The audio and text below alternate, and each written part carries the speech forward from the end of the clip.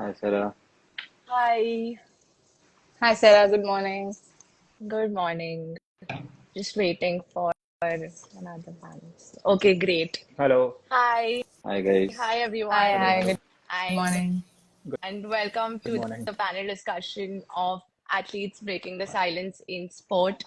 I am Sarah Menezes, lead sports psychologist at Simply Sport Foundation, and I would love to introduce our panelists for today. We have Shravya Shivani with us here today, South Asian Games gold and silver medalist, national doubles champion, and also a TEDx speaker. We have Shilton De Silva, an international football player and I-League champion representing Mohun Bagan FC and also represented the senior national team in AFC tournaments. Last but not the least, we have Sagar Chopra over here with having played international badminton, silver medalist in Youth Commonwealth Games team event, and also represented the senior national team in Asian Games. So Hello, it's really everyone. nice.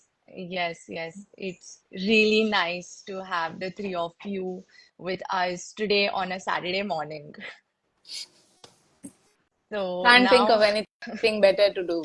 better to do exactly. So lovely to see you all here today. And before we break the silence and talk about mental health in sport, our viewers and I would like to know a little bit more about you apart from the glorious victories in your careers. And that is why I have prepped a quick rapid fire round for you guys. And I will ask you a few questions. I would like you all to answer as quickly as possible, but one after one, please. Otherwise, it gets too confusing. Yeah? I'll go last. So I'll go who? last. I don't mind going first. That's You okay. guys decide who wants to Go go for it. first. I'll I'll Okay, go so we have first. That's okay. Sagar, Shilton, and Shravya.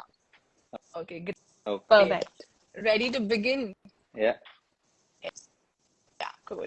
Let's go. So let's go, right? Yeah. So question number one, what's your go-to pump up song before a competition? Uh, from Chak De India. Wow, which song? The title song Chak De India. I can't sing it though, but that's my go-to song. Okay, wow, that is very interesting. What about you, Shilton? For me, I think it is Sia, Unstoppable by Sia. So I think that Wow, pumps me up to another level. Yeah. Man, these guys that's have great. such inspirational songs. My go-to song is a song called Jump Around, so it just gets my blood pumping. That's all it is. Sweet, sweet, sweet, sweet. Oh my God, that is too funny. But great. I love the songs. Next, who is your idol inspiration and why?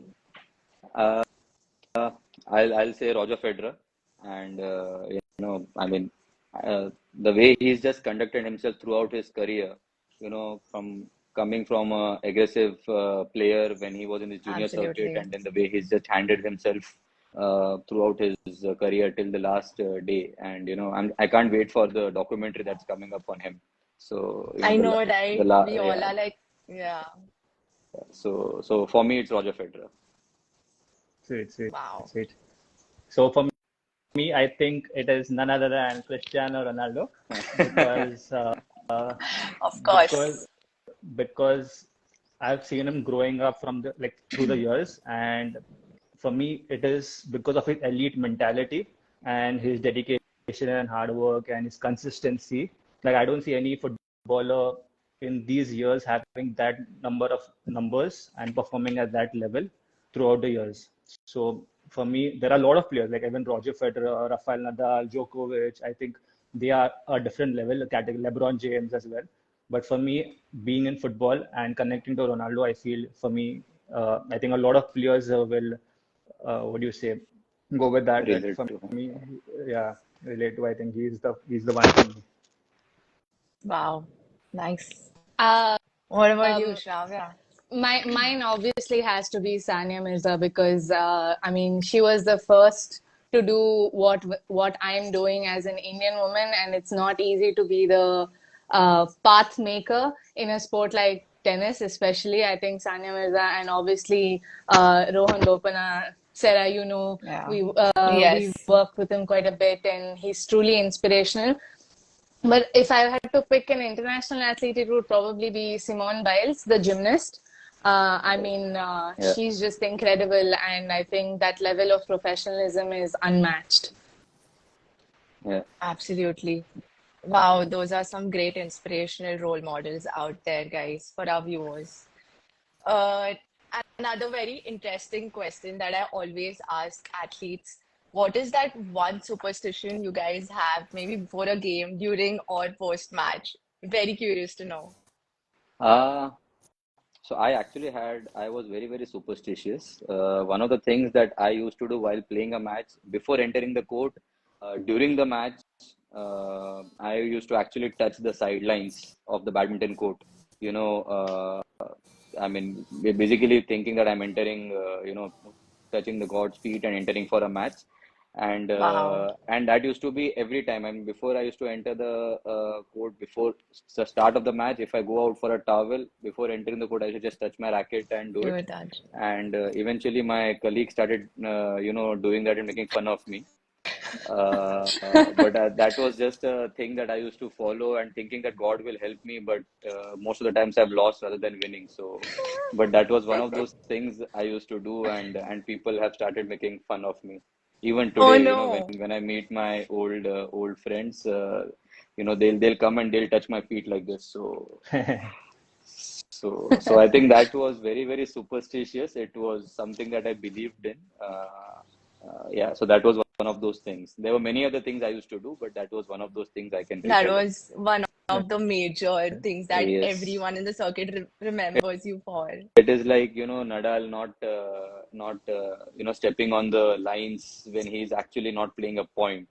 So, or, keeping those bottles in a particular way, Yeah. So I used to actually do that. My bottle had to face a particular, and I keep it. My So, God. Wow. so, so yeah. So that is one of the things that I was very, very superstitious about. Damn, that's super interesting. Wow. What about you, Shilton? Do you have So, similar superstitions or? simple. I mean, if I were the team, so I would just very similar, like listen to the similar songs before going for the match, or wearing the same gear, like putting the shoes in a certain, like if I'm putting left first and right second. So it Yeah. is basically very simple, but just following the same routine. And if suppose like we share the splits or we lose the game, then I try a major tweak. Maybe this is a reason for it, or that is a reason for it. So something similar like that. Yeah, Okay, wow. So basically, routines is what you do routines. mostly Yeah. before. Great. What about the lady, Shravya? You know me, I'm a big fashion girly, so I think a lot of girls will relate when I say we all have our lucky dresses. I think if I won a match in a specific dress against a specific opponent, I'm going to do the same thing again. But I think my most ridiculous superstition used to be that I used to do an eyeliner wing on I court. think I know that. And yeah, and I used to do it for like a solid 5 or 6 years. And every single day it had to be absolutely perfect and equal. And only then I would step onto court. So my pre-match routine used to have half an hour space just to get the eyeliner wing right. Wow, Yeah. man. We have like That- different athletes. Yeah, that's really extreme I and think all of something that's us worked have for you. all of us can relate to the first part that you mentioned about wearing the same yeah, yeah. apparels, Outfit. with the same t-shirt, winning, and what I did was I had an ice cream after my first round win because that was a good win for me, and I went So on you to kept. actually win that tournament, and I kept having ice cream after every match. So which I don't encourage today for my players, but I kept having an ice cream after every match. Went to the same shop, had the same ice cream for those Yeah. entire 6 days of the week, and I actually won the tournament. Super, Oh, super. Well, wow, whatever man. works, Like, works. Yeah, whatever yeah, works. Exactly. Wow, this was super interesting. See, I always ask this question because it gets so interesting. Okay, Yeah. next question. If you had the chance to compete in any venue in the world, which one would it be? Uh, I think for me playing a badminton tournament, playing in Indonesia, would be one of those moments because of the crowd over there. It's the atmosphere is electrifying, and Hmm. there are thousands of people, and if you are playing against an Indonesian player, uh, I mean, I actually have never got a chance to play tournament in Indonesia, in a big tournament. I've played smaller events there, but now when I've traveled as a coach with some of my players, I would love to actually play there. The handle the pressure in front of that big crowd is amongst all the countries in the world. Indonesia would be the place where I would actually want to play a match. Then Wow. Have I would say you specifically in badminton, I would like to play a match there. have you been to Indonesia?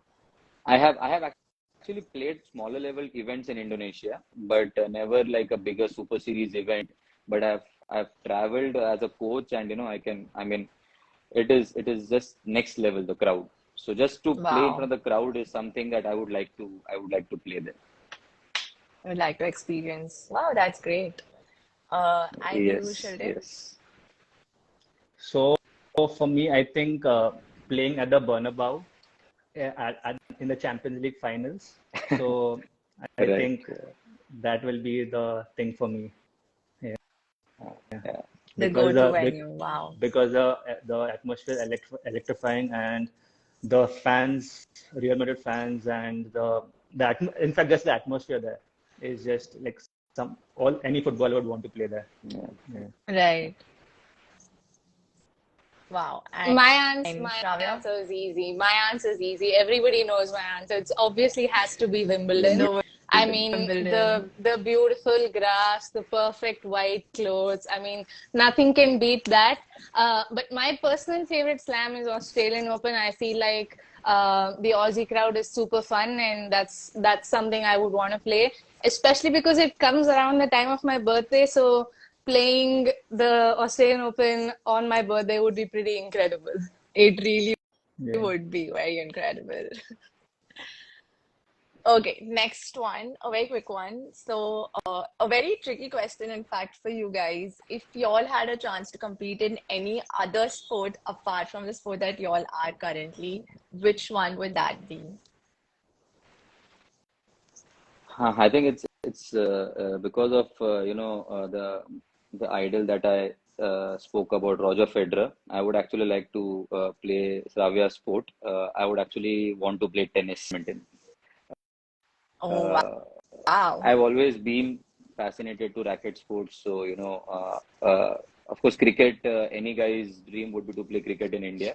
But I would like to probably play tennis, if not badminton. I think the dream would be the paycheck of a cricketer. Absolutely, the dream would definitely be that, and that's every other sports person's dream, apart from a cricketer's. So definitely, but if given an option, I would like to probably play tennis. That's nice. Super. That's really So for nice. me, Shravya, you should. I, so for me, Yeah. I think I would go tennis because uh, Sravia, you are you, you are in demand. I think Even you have to wait Sarah, and see even what Sarah. we Yeah, need to see Sarah, what full on in demand Sarah. now. Shravya chooses. So okay, for me, I think But it is tennis because I think you need to have that mentality, the to go on the field and keep performing when you are a point down and you know that you're going to lose the set, and you still have the mentality to come back and perform. I think for me, I would choose tennis because of that, because I think it would help me personally in my football, because in football it's a group sport, and if you do a mistake, probably your teammates can cover up for you, or if your teammates do the thing, you cover up for them. But I think in individual sports it's not the same. You need Hmm. to be responsible for your own actions. So probably I would go with tennis, so that it could probably help me in my football as well.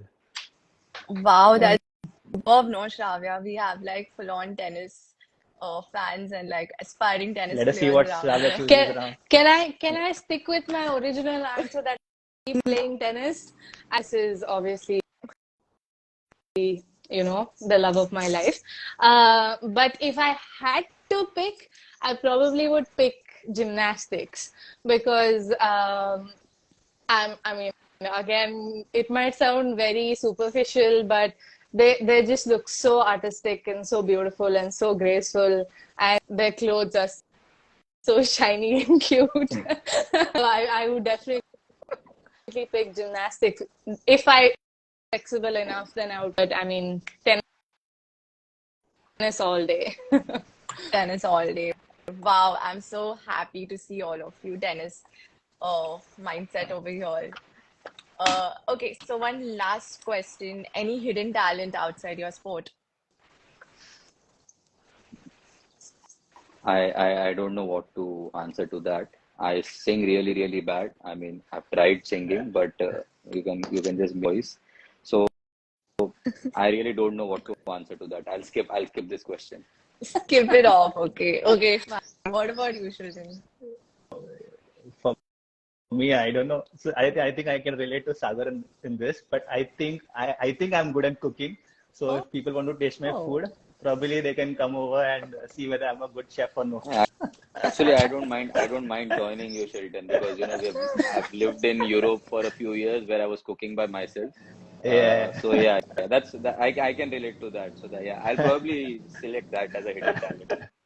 Yes. And Shravya? Um, I don't know if it counts as a talent, but I can whistle really loudly like this.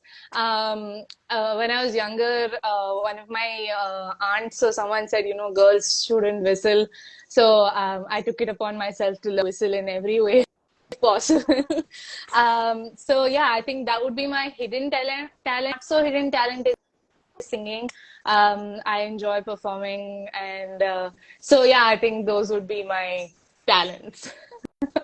Wow, that's really lovely how, you compliment the two of them where they said, like they don't like singing, but you're like, that is my It's unhidden talent. balance. It's balance. It's They can balance. cook for me. Uh, Perfect. It was lovely discussing all of this, and now that our viewers and I know a little bit more about your lives, uh, I have a few questions that I have noted down that I would love to have your perspectives on. And I'm sure our viewers and our audience also have a few questions. And please note down the questions. We have space for it to discuss at the very end. But of course, starting with me first.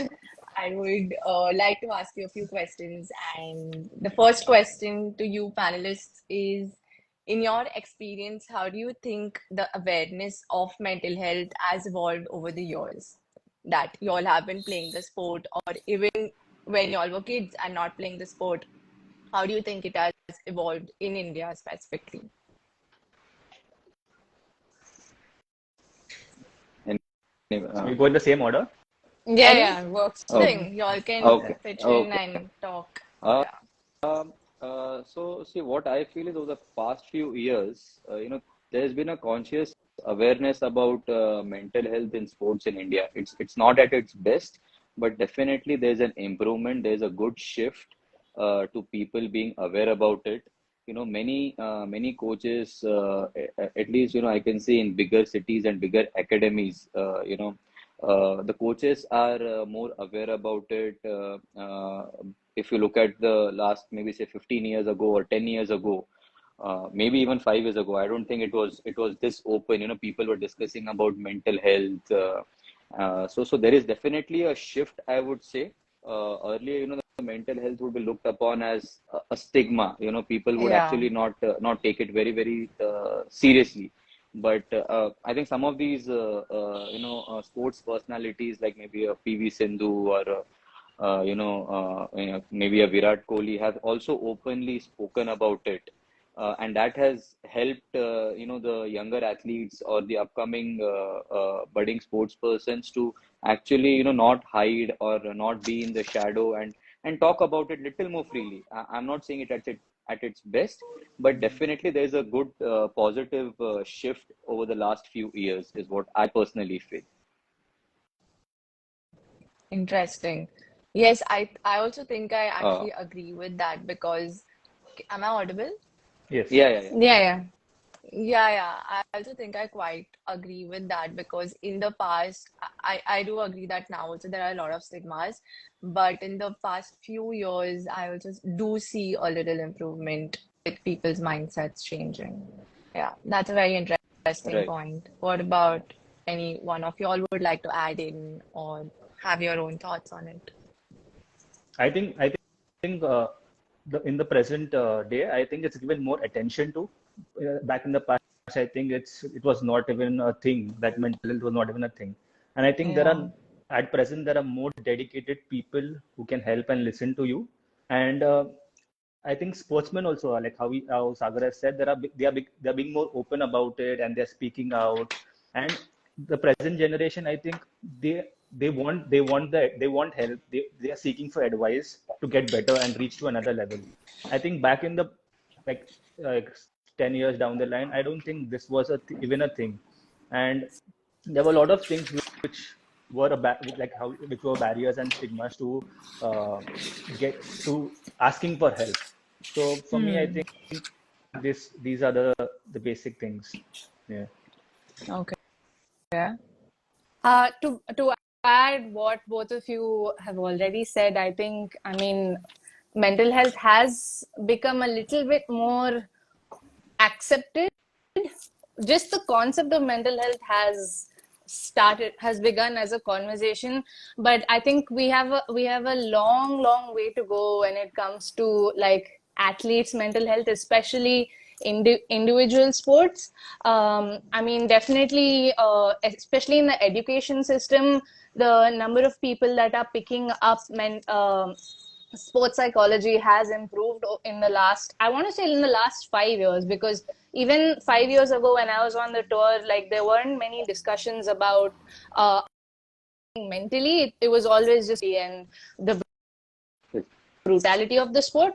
I think, but right now, for the mental health to further improve, I would say that the coaches, the support staff, I mean, they have to read up a little bit about it, especially when it comes to female athletes. The mental aspect is very unstable when compared to the male athletes, and biologically, it's a different sport, right? So I feel like a lot of the trainers, the physios, the coaches need to keep that in mind and get more knowledge and education about the mental health to improve and maximize the potential of an athlete. I think that's a very great point that you made out there, Shravya, like pinning on the coaches and support staff because how much ever the athlete wants to come out and speak about their challenges, there if there is no space for them to talk about, it is very difficult for us athletes to, come out there and speak about it. So, yes, that's a great point made. And also in this discussion, I heard a lot about the stigmas and barriers that you guys discussed. So, I want to ask you all that in your professional life as athletes, what are certain stigmas or barriers you have personally felt or you have personally faced, or maybe with your peers if they have come up and spoken to you? What are those some of those statements or thoughts that you feel are stigmas and barriers for you when it comes to mental health? Uh, I would say, I think admitting to, mental health, or going through psychological downfall is looked upon as probably a weakness, Yeah. and especially what Shravya said, I would probably put it the other way in this point, where Shravya mentioned about female athletes, they have a tougher task at hand, but probably a male athlete admitting to mental health will even be made fun of probably, and I don't want to compare genders here, but in general, a perception would be taken that way, that अरे क्या बात कर रहा है, how can you feel this way, just nothing happens, but I think that is, so it might be perceived as a weakness is what I feel.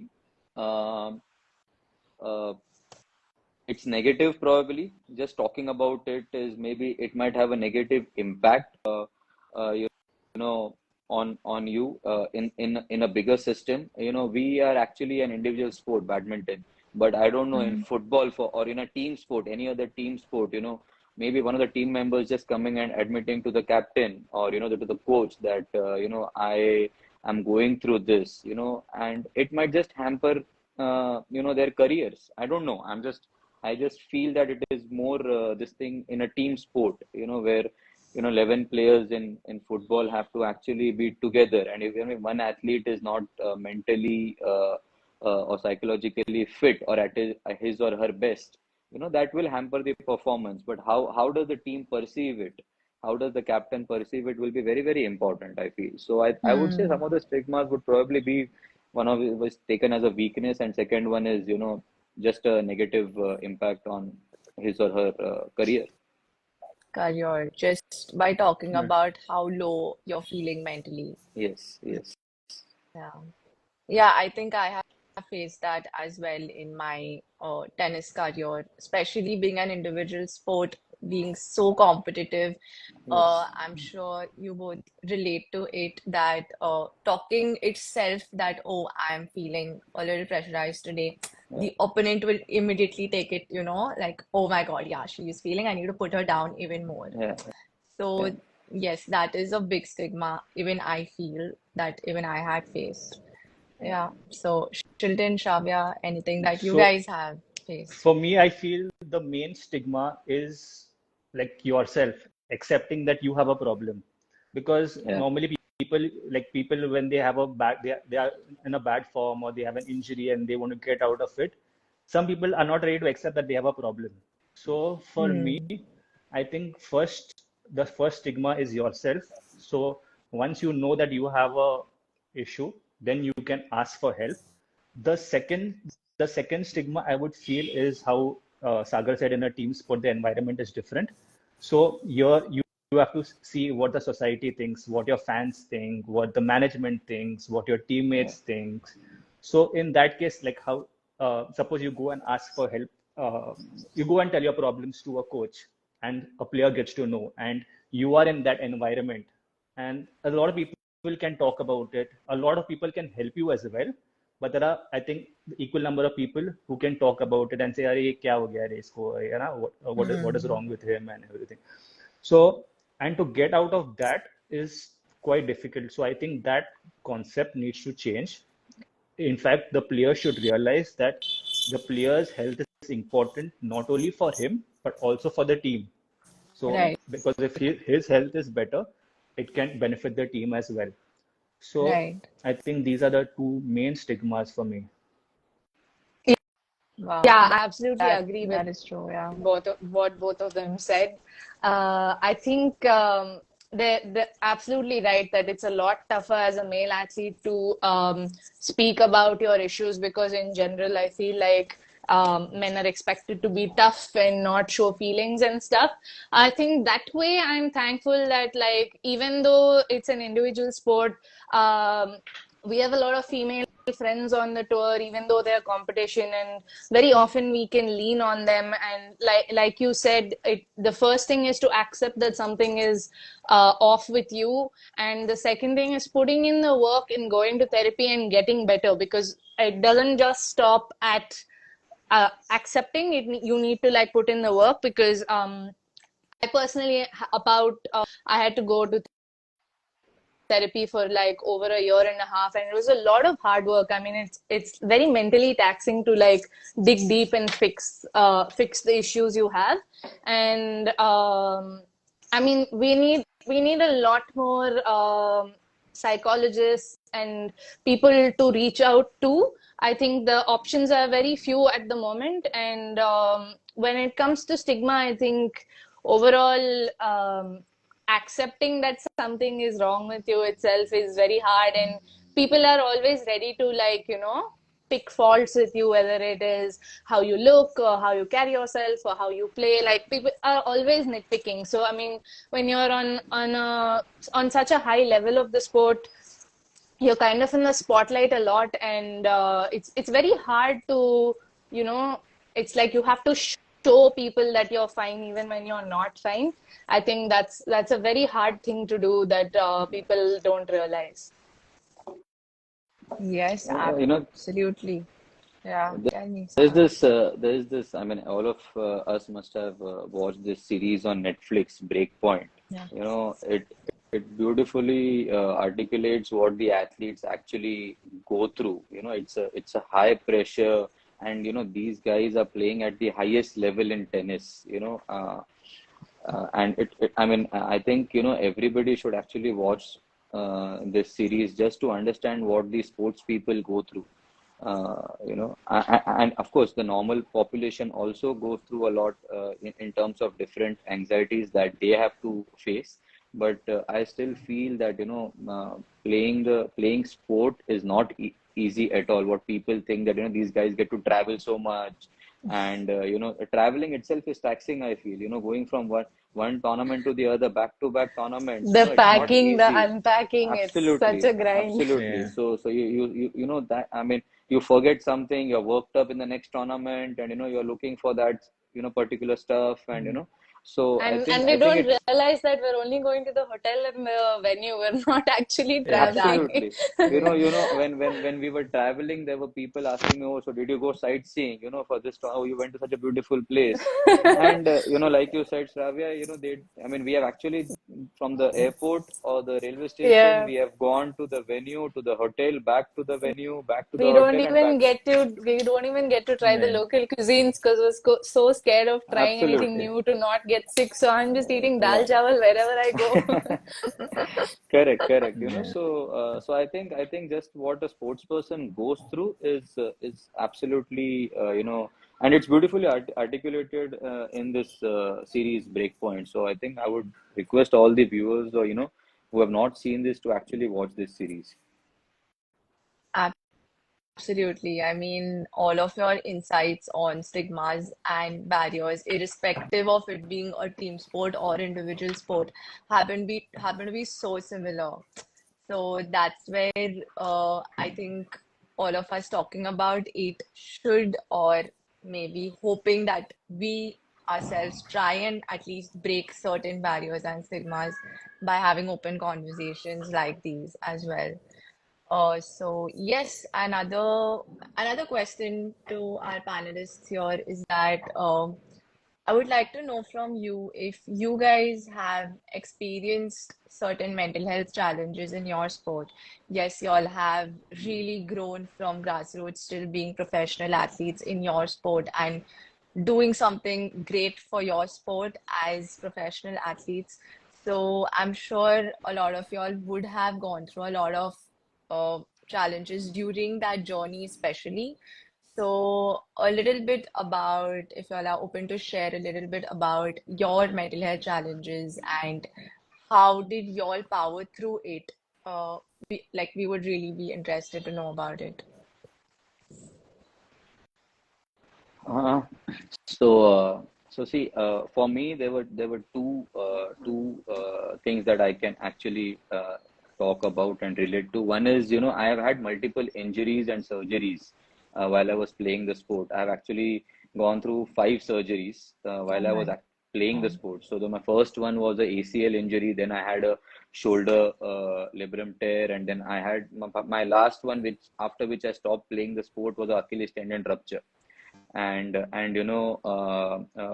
every time going through the injuries, coming back on the court again, having another injury, I think it was not only physically challenging, it was more than being physically unable to get on the court. I think, like Shelton mentioned in the previous discussion, that just to accept that it's not, you are going through a crisis, you are psychologically going through a downfall. And that acceptance came very, very late in my career. So somewhere I feel that those injuries that occurred were not maybe because I was not physically fit, but just that pressure of performing, the pressure of just my peers performing better than me, and I have to Mm. reach there, but I'm very, very unlucky. I'm getting injured every now and then. I don't think it was anything to do with luck. It was just probably to do with psychologically not being at the best. And that led to maybe physically not being at the best. And that acceptance came very, very late. I did go to a sports psychologist, and I took sessions, but maybe by then, my time to play good badminton was over, and I had to accept that. Just that acceptance also, that I will not be able to now play. I will have to, now have a second phase of my career.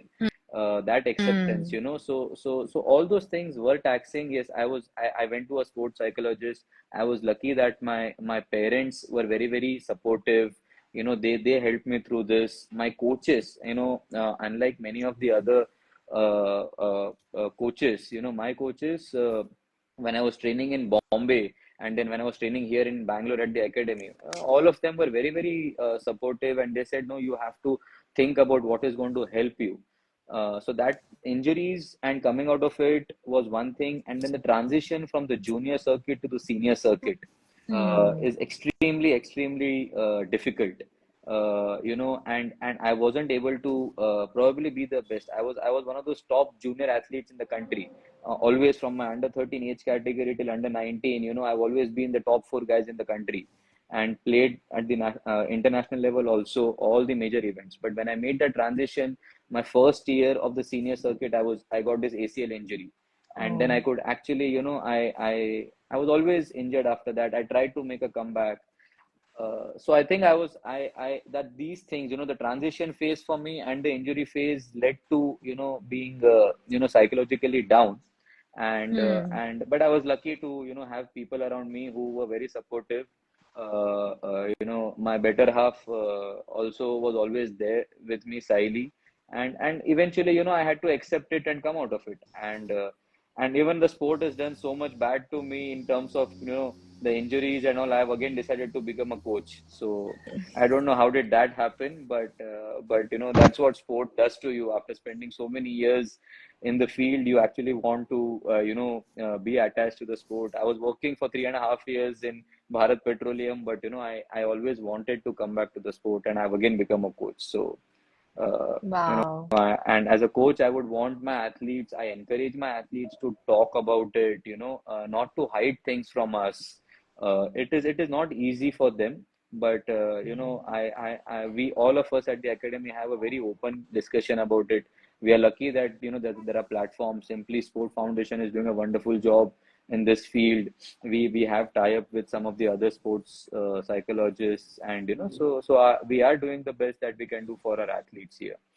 Yes, I think you have brought in like great points out there because the injuries that you have gone through, like almost everyone who enters a committed sports has to go through certain kinds of injuries.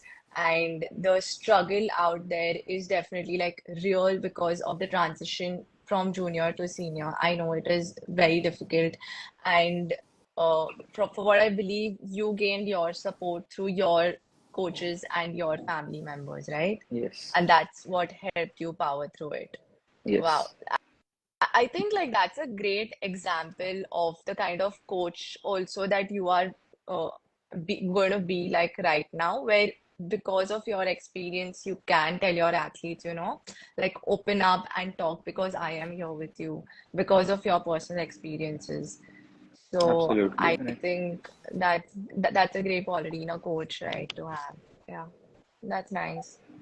Uh, Shilton, what about you? Is there? I think injury will be a default answer for everybody. Yeah, so So for me, anything yeah. else, or So maybe so talk no, about the yeah, challenge yeah, during, yeah, yeah. yeah. No, So even for if me, it is injury, everybody has their own personal yeah, experiences, so yeah, you should still yeah, speak Exactly. yeah, about it. yeah, yeah, Yeah. yeah. So I think in for me there were two, injury and a dip in form. So I'll start with the injury part of it. I think I got injured for 2 consecutive years, like back to back, and for me that uh, what do you say? That was my worst enemy. And the main thing for me was uh, getting injured after working so hard, like 6 7 months from an ACL injury, working very hard towards that, and the you play the next friendly match and you break your shin bone. So for me that was changing thing for me. And I think during that period, the only thing you need to do is be in a positive environment and just need people who can motivate you and mainly comfort you, because at that time you don't need anyone to push you to do any physiotherapy, or during the the period of the injury till the next 1 2 weeks is very important, because that can either break your confidence or make your confidence. You can speed up your rehab process. So that 1 2 weeks for me is very crucial. And the thing which helped me get motivated was when I was in a team environment. You see your teammates practicing, they're training, they're doing stuff, they're playing matches, they're traveling, going here, going there for away matches. So for me, looking at them, I know it is very disappointing, but at the same time, I wanted to, what do you say, get there faster, do my increase my rehab process, or do the stuff like increase the whole process on a holistic approach, and get back to the team. So for me, that was one of the things that kept me motivated always. The second thing was a dip in when I was dip in form. At that time, the things where you were excellent in, it becomes good. The good things become average, and then you start questioning. Am I still enjoying the game? Like, should I still be continuing? But at that time, you should realize that this is what you love and this is what you're doing. Your career depends on that. Your family depends on that, and you need to, what do you say, keep all those thoughts away and do the things where you are good at, like the basic stuff where you're good at. If you're good at, try making it excellent back again. And I think that so the remaining thing falls in place. So I feel that is very important, like to just work on your basics and do the things that you're good at, so that can benefit the other things of your game. So I think these are Uh, the two ways, two experiences, and the ways which I try to get out of it. it must have been so frustrating. You're playing a friendly match, and you Yeah, have come back from a Yeah. ACL, and yeah, the match is not even important, just a friendly match, and exactly. and then you go and just get Yeah, injured again. I think that would have been the most frustrating thing any yeah. sports person would, And no at that sports time, person would and want at to that do. time I was in my peak of my career. I was representing the national team, Right, and I think I was the youngest footballer in Bombay to represent the national team. right. And at that time, it was very difficult for me, but luckily I came out of it, and it was a make or break in my career at that time. Right, yeah. Yeah. Wow. And just one more question, like what made you come out of it and how long did it take you to realize that, okay, like I need to get a hold of it? Because I believe that being Mm. injured for 2 years, my God, like that's a lot. And on top of that, being injured because of playing a friendly tournament, it really would, I mean, you talking about it, it's getting into my head. Like right now, it's like, my God, Yeah. like I feel really sad for it. So I just want to know a little bit more about how long did it take you to accept it and be like, okay, no, like I have a hold on it. Okay, what's gone is gone. But like you mentioned, like be in a positive environment and keep going. So Mhm. just a little bit more about how long did it take and what were you doing during that time? Yeah. So at that time, when I just got injured, I was in a state of shock. Like, you don't realize that you are injured. So, but when I went to the hospital, I got injured. Then I kept questioning myself, why it has to happen to me? Why it has to happen to me? And after working so hard for it, but then I think I came back home. I was in a positive environment. I had friends, family, like people who cared about me. My coach, in fact, my coach was a very important role in this at that very time when I got injured, because he kept calling me and checking on me and asking how I'm doing. In Hmm. fact, at a point when I was injured, I was wondering like how to go about with my injury, with my rehab, like what, because this was I think 10 years back, and 10 years back the rehabilitation and all was quite different. Now it's much advanced. So during that time, I was wondering how to go about it. But because being at home, you are just isolated, and you don't have company, and you're not motivated to go the extra mile. So my coach, in fact, he called me up. He's like, "Do one thing, Shilton. I think you join the junior national team and do your rehab with us, so that can at least you are in a football environment. You can do the basic things, and there are good physios along with us. So you can join us and get back to full fitness back again." So I think without that phone call, I don't think I would be where I am today. So I have massive respect for this coach, Colin Toll, I think. Yeah. So Wow. yeah, yeah. So Wow. this Thank was you so much, one for me. Clinton. Yeah. Yeah, for sharing that. Uh, yeah, yeah. Um, I mean, first of all, I think this has got to be a very unique thing, but I think this is ACL gang or whatever, because all three of us have had an ACL injury. I'm actually currently in the middle of my rehab. I tore my ACL in January, so I'm still in my second or third month of rehab. So I've only just started walking and lifting Hmm. weights and stuff. So it's a whole process. I think from the beginning, your sport becomes your identity. And especially when you're injured, you have like a huge identity crisis about who you are. Because, I mean, like you could do a 2 meter broad jump and now you can't even like go off the air by that much or something like that. Something like that really, really shakes you. I mean, it's always the little things like I could like sprint really fast, and like now I have to go in like a super slow space going down the stairs or something like that. I think it's the little things that kind of like somewhat break you when you're in the injuries. And the other extremely difficult thing when you're injured is that watching all your peers get ahead of you and like your ranking dropping, and like as athletes you're obviously extremely competitive, so it's very frustrating to like sit on the sidelines and watch the world go by you. But I think apart from, I mean, we've spoken enough about injuries, but I think mental health wise, COVID was really difficult. I Yeah. don't know if it's the same for a lot of sports people, but I went from being a 19-year-old in the top five in the country in doubles to like being a 22-year-old just like that, and with like no reasoning behind it. Like it was none of our faults, right? So I feel like it was very difficult in those years to like figure out who we are as individuals.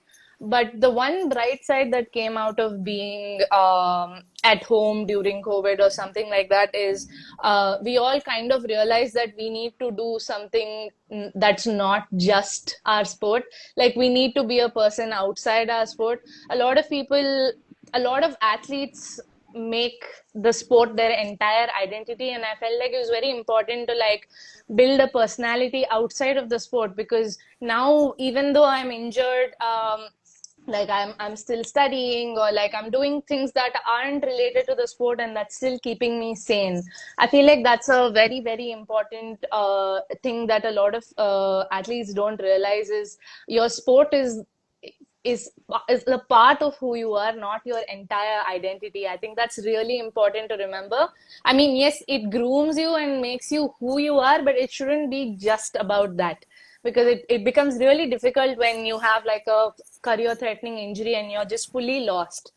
I think that's one thing. And so right after COVID, I was playing this one tournament back like the first few tournaments back on tour, and I was playing a match in Nagpur, and I was playing one of my good friends, and sometimes it's a lot more pressure when you're playing someone because like A there's a friend. lot of gossip Yeah. about like, oh, who's gonna win and something like that. And I don't know, I had like this huge panic attack on court. My heart rate went up really high, like my vision blurred and I couldn't see. And like, I had like a massive panic attack, and like and this was like 3 games into the match. And it was very shocking, especially for a person like me, because I'm a very happy-go-lucky. I'm a relaxed person on the tour. I'm not the kind of person that gets nerves or feels pressure, and I keep it very light always. So when I had that panic attack on court, they had to like take me off the court, and they had to give me a heart rate medicine to get my heart rate down and all of that. And that was a very scary experience because um it's very out of the ordinary, right? Like we all know how to deal with like physical injuries, but I had no idea what to do when I went through something like this. And luckily, my parents and my family, they were a huge support. And I decided to take a step back from like competition, and I took a break for like a month or so, and just played tennis for the love of the sport and not really about the competition. And and of course I went to therapy and I worked on it. And you work on things like how you shouldn't base your self-worth on the output or the outcome of a match or something like that. And it was a lot of work, but I'm really glad that, I mean, I'm not glad I got the panic attack, but I'm really glad that I got to put the work into it. And I'm stronger since. And now when it comes to the injury that I'm going through right now, um, and I think, yes, it's to have people that help you, but it's also very, very important to allow people to help you. Because I think as Absolutely. athletes, we're like very strong and independent, and like we got this kind of thing. So it's not easy for us to be vulnerable and accept that we need a shoulder to cry on, I think. So I think that was something that I really needed to do. And I was having this one conversation with my friend. The immediate injury, first 2 3 weeks, you're like, should I keep playing? Should I come back or not? And stuff like that. I think Yeah. that's a task, that's a decision to make, because what you do in your rehab fully depends on whether you want to come back or not. And so I was like, I don't know what to do, and like, I don't know who I am. Should I do this? Should I do that? Should I pick another career or something like that? And he said, look, your body is hurt. Your job is to heal that. That is your only job. So do nothing. And do nothing was probably the best advice that I've ever been given, because we always want to feel, especially even during COVID, I think we wanted to feel productive. We wanted to like do stuff and like show that, like, we're not wasting our time. Because in general, athletes in India get a lot of shit for like wasting our careers away, and like, oh, why are you playing a sport? Why don't you do a degree? Why are you wasting time and stuff like that? That's a huge stigma in India. So COVID was very difficult that way. So I think do nothing was a very good piece of advice, because my right now I know that my job is very singular. All I need to do is heal. So I think every time you have like an obstacle, the first thing you do is take a step back and take the Back. bigger view. So yeah, I think that was my monologue. Wow, I mean, that's one kind of an experience that you actually shared, and it was really apt, especially when you said about the panic attack on court. I can totally understand how difficult that would have been, first of all, to realize that something's happening to me. Like that too on Yes. the court, if you're not able to breathe or if you're not able to see clearly, I mean, th that is one great realization that one can have. And on top of that, having people crowd onto you, not knowing that this can be a mental issue rather than taking you to a hospital and getting a heart checked. Um, I mean, thanks for actually bringing that up, bringing up panic attacks, because a lot of us athletes, I'm sure we do face panic attacks. I myself have faced it on court and Yeah, even I off think the court, most right? important Yeah, thing is half the time we don't even realize that that's what's happening. Like we don't exactly. know what a panic attack is. Yeah. So you won't really Exactly. know you're having it until you actually have one. I think I think Absolutely. that is one a point. difference. I think that is a difference between the individual sport and a team sport, because in a team sport you have cushioning from your teammates, whereas in an individual sport you don't have that. Like you need to sort it out that very moment. Yeah, Yeah. Yeah, it's infinitely worse, because the second you like Sarah said earlier, the second you show a small piece of weakness, your opponent is all over it. So it's Correct. it like, yes, we're saying be vulnerable, but you have to put on a front and be tough. So it's like a very subtle balance that is very hard to Correct. maintain. I think also the point that you raised about, the awareness of mental health during COVID times. It was tough for, I think, almost every sports person, not able to get out of the house, not able to train, not able Yeah. to do a lot of things, that we would actually do in our day-to-day activities. I think Everyone though, else and was able to work from home, but our Yeah. work is Yeah. not absolutely, possible at absolutely. home. How Yeah, many ever online sessions you would do for your Yeah. kids, fitness sessions, but it's that yeah, actual, sheer joy of going on the Going field or going on the court off. and playing, Yeah. and yeah, that actually hampered a lot of careers. Like you mentioned, in no time, from 19 to 22, you didn't realize how. So a lot of kids yeah, I and know that's of the actually peak stopped. age. Yeah, Absolutely, Peak, exactly. absolutely. Yeah. And some of the kids who were in the age bracket of say 13, 14, they never realized, they never got to play the sub-junior circuit, and they didn't know what to do when they entered the junior circuit.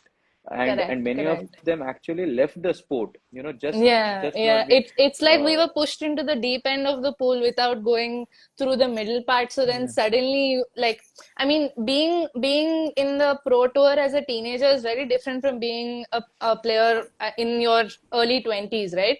The right, attitude right. itself is very different. I mean, for regular people, like 22, 23 is when you start your careers, but like in a sporting world, you're an oldie by the time you're 25. Exactly. Yeah, So yeah, like Yeah. you're absolutely. a veteran by the time you're 28, so it's very difficult just to have that mentality, and we lost a lot of crucial years. And I think as a sporting community, that was very difficult for all of us, because those were all our peak years and we're not going to get them back no matter what.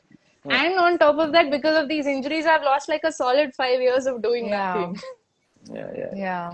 No, I think from the mental health side of it, it was something that, I think during the COVID times, there was a lot of awareness about mental health. I would say, it's not a positive thing though, but still, people started talking about it because that was a fact, Yeah, uh, that uh, was that was the time people had the time to sit down and realize their feelings and emotions, Realize. because absolutely, otherwise, like in a yes, sport, it's just tuck tuck tuck. You lose one Yeah. week, immediate next day you're taking a flight, you're going to another venue.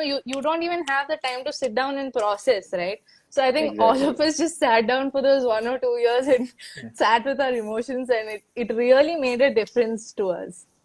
yeah, yeah, Absolutely. COVID did hit a huge pause button, especially to kickstart a conversation on mental health. I do agree with that. Yeah. Uh, Sarah, so I yes, have a I yes, have a short question for you.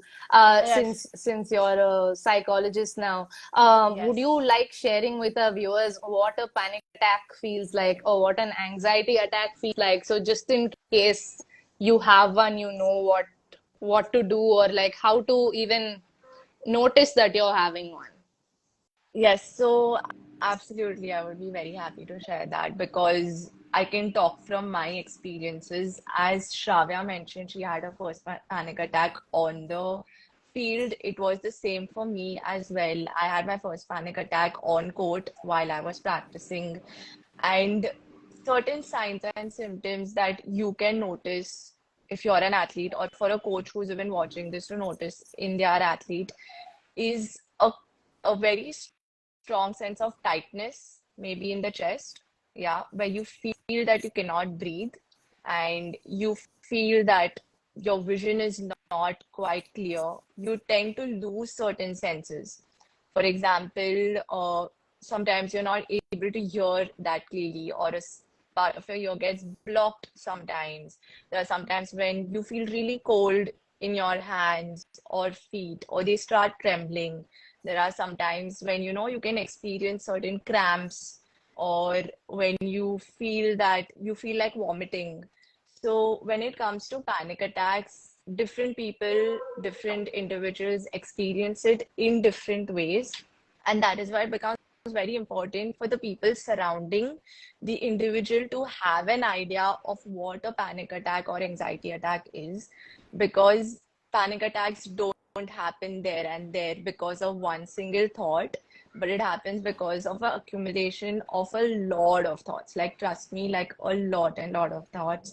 This is through my experience and me dealing with clients. I do know from where it comes up from their childhood and a small experience that they are not even quite aware of. It is still in the unconscious or subconscious, but it comes into play when you're most vulnerable. And as a supporting system out here that we all are trying to create, I think we need to be more aware of the signs and symptoms that you can notice, so that certain techniques that you can use to calm that down. One of the very basic technique is grounding. So, like whenever you feel tightness in the chest and when you can't breathe, because when I felt that, I mean, my parents directly took me to the hospital and they had Yeah. like ECGs, EEGs, 2D echoes, and I was like, what is happening? I had completely no idea about it, and nor did my parents, because it happened at a very young age for the first time. So, and then the doctor is like, you know what? It's nothing, it's mental. And I was like, Yeah. wow. Yeah. So, So, so these are so certain, yeah, yeah, tell signs. us more about these grounding techniques, just in case we have some of these. Yes, so a very quick one that I could maybe tell you all right now is try and sense something. I always carry a perfume, a small essence in my bag. Like I just put it on my wrist and I try to smell it.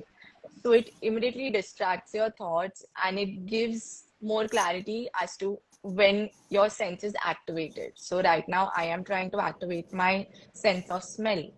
So I take it in completely. Second is, of course, like take your legs out of your chappals or shoes and, place it on the ground. Feel the surface of the ground. Try to hear at least 5 to 6 sounds apart from your surroundings. And the most common one is breathing, but a lot of people find it very difficult to do, especially when you're hyperventilating, when I am breathing really hard, and if a person tells me breathe, breathe, and I'm like, Yeah. I cannot breathe. Like, why are you telling me breathe?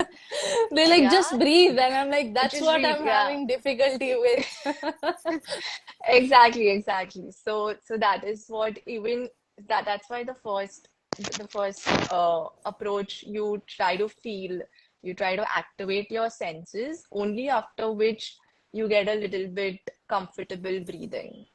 So this is just a few like quick techniques that you can use. Of course, a lot to work for during that process, but something that everyone can try using it. Yeah, Yeah, yeah. These are like general knowledge things everybody should know that most of us don't. absolutely. So thank you so much for giving us a few tricks of the trade. Yes, absolutely. Yes, this was lovely having this conversation with you guys. You all brought in so much insights. One last quote from maybe all of y'all, that what is that one advice or what is that one thing that you would like to tell the athletes who are just starting to play the sport, or maybe is maybe excelling in the professional setup in their sport? What is that one sentence that you would tell your athletes so that they are encouraged to come out and speak about their issues like the way you guys have? One piece of advice. I would say that, what I said initially, understand the importance of mental health, and, seeking advice is not a sign of weakness, it is a sign of strength. So, so I would tell everyone that, just be aware about what is happening with you, not only physically, but mentally. And please, please, please talk to someone, talk to whomever you want to, maybe your parents or maybe your friend, if not your coaches, but just understand that when you are not performing, when there is I think I I think we think we lost him. Yeah. lost him. Yes, yes. uh Yeah. We heard Yeah. you at not performing when they are not yeah, performing. yeah. So I was saying that, when the athletes are underperforming, or that there's always going to be this pressure of performance, but underperforming, not living up to the expectations are all normal things. It is a phase of every athlete's career, and and that is where you have to understand what is actually going through. It might not always be you're not physically fit. Just understand that, psychologically you might not be stable, you might need some help. So please just seek help from an expert, and come out of it strongly. That's it. Absolutely. That's great advice. Thank you. Hello. What about you, Sheldon? Yes, yes, So you can I hear think you. so I think many athletes nowadays they go through mental health problems as because of injuries or because external factors or maybe a dip in form, and they try to deal with it all by themselves, which is still fine, I feel. But at the same time, where you know that it's happening at a repetitive basis, and your form is dipping drastically, that's when I feel you need to come out of it. You need to acknowledge and understand that you need actual help. And with the amount of resources available nowadays, I feel there are a lot of trusted people, like a family members, friends, and there are professionals who will help you navigate your emotions and uh, help you with coping mechanisms as to get out of it, like coping strategies as to get out of it. And as Sagar also said that to uh, what do you say, have and to be patient, you need to be patient in this process. There's a lot of patience, and you need to recognize that mental health, like as I said, it's a sign of strength and not weakness. And even for individuals, I feel that individuals should, even though they're having a very good phase in their career, I feel they should seek professional help as well, so that they can align with their thoughts and take them to another level. So it's not only for weakness, I feel, if even for strength, to get to another level, I feel you need that push, that help from the professionals. Yeah. Absolutely. Thanks for that advice, Ruben. Yes, Shravya. Um, I don't know if it has a lot to do with mental health or not, but my singular advice to people always is, um, it's not about what motivates you, but it's about whether you're motivated or not. Um, so I feel like a lot of people feel a lot of pressure to like be passionate and like show that they're like the serious athlete and stuff like that. But a lot of us are doing things for different reasons. I mean, I started tennis because I wanted to wear the outfits, or like, sometimes you just want to prove someone wrong, or like you want, like, the motivation doesn't matter as long as you're motivated, as long as you have that internal drive. I think it's very, very important to remember why you're doing what you're doing every single day. You need to have something that gets you out of bed every single day. It doesn't matter what's getting you out of bed, but you need to get out of bed. So Absolutely. I think that's all I'll say. I think it's whether you're motivated or not. Because I mean, right now, between us, the main reason I'm pushing myself to get better is because I want to go watch a Taylor Swift concert. But even it's a step by step process. It doesn't matter why you're motivated, as long as you're motivated.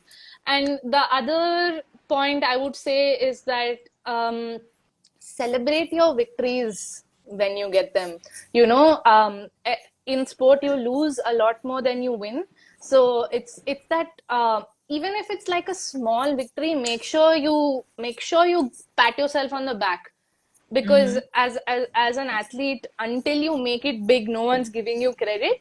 So you have to give yourself credit even for the small things, even if it's that you pushed and did that extra 10 balls in tennis. Even those, you have to pat yourself on the back. You need to get you need to tell yourself good job, because not enough people will.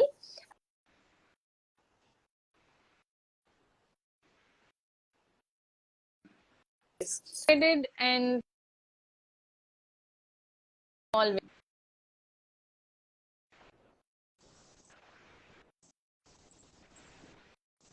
get cut. We could think. I think Sarah's cut. Yeah, I think Sarah.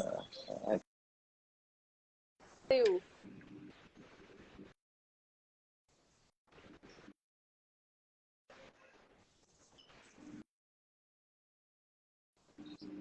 Like Shelton said, we just have to be patient.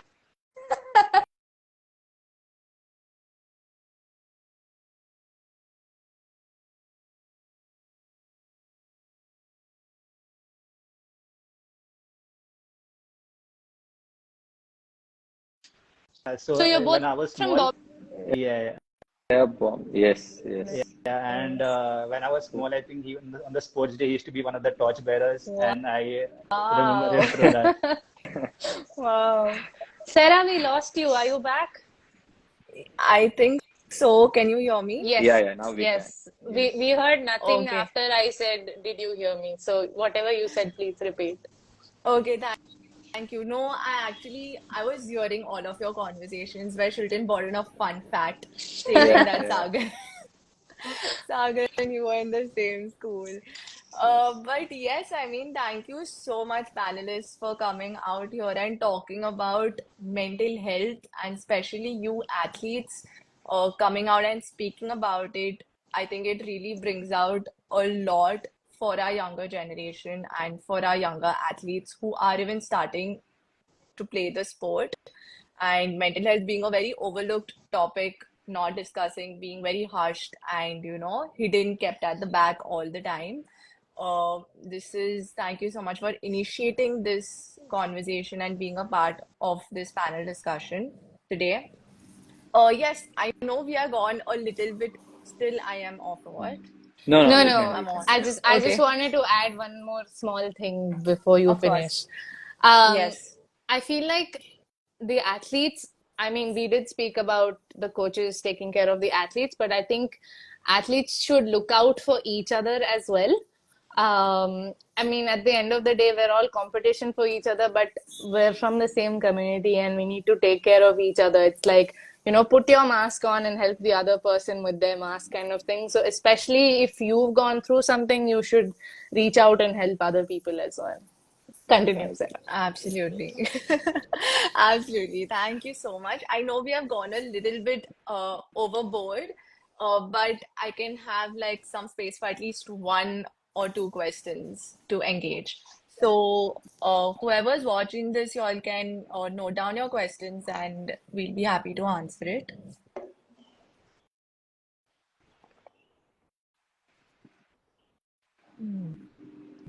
Maybe they're just sick of us yapping and they're like. Okay, there is one question over here.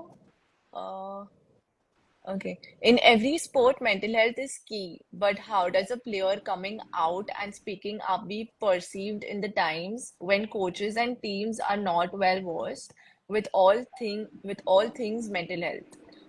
Should regular education on mental health be made mandatory as every session in sport? Okay, wow.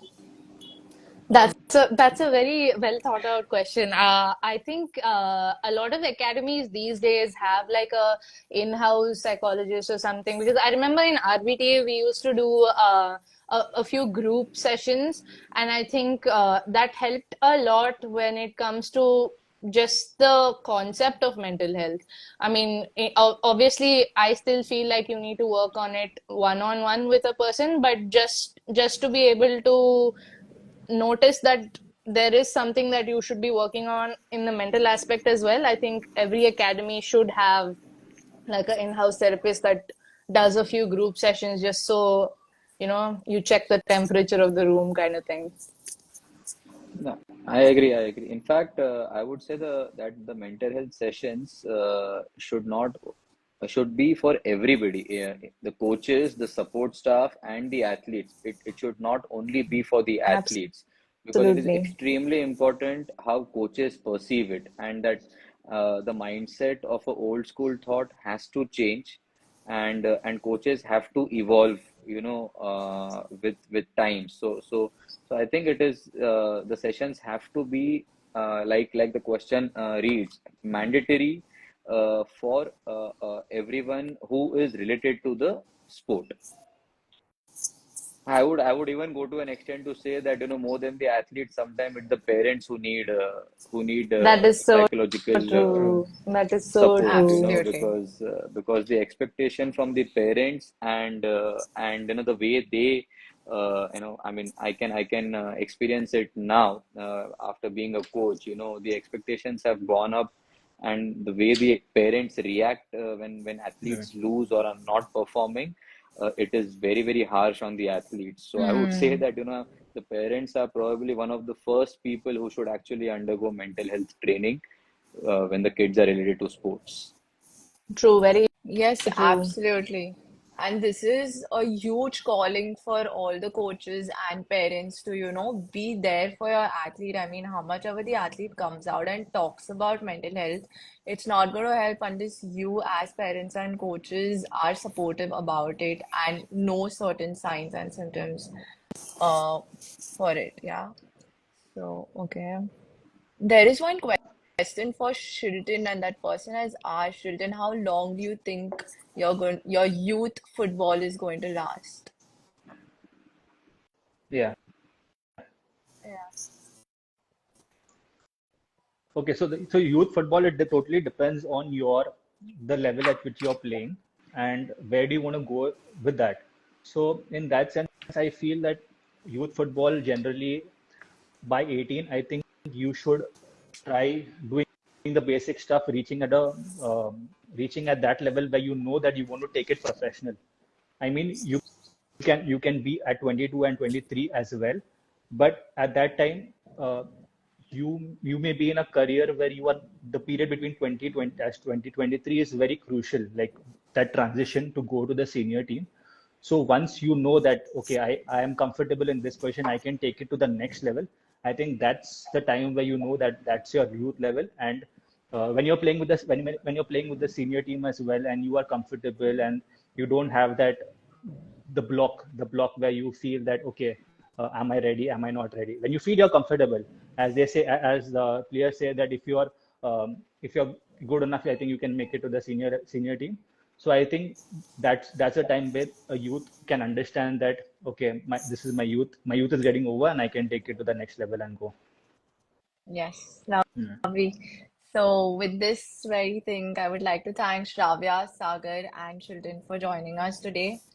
Uh, yes, thank you so much for bringing out your perspectives on such a topic. It was lovely to have this chat with you guys today. And yes, it shows because we did go overboard Yeah. with the timings.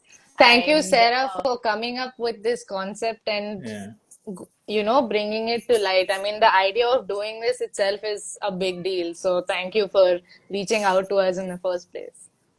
Yeah, yeah. absolutely not a problem. And I am hoping to connect with all of you very soon.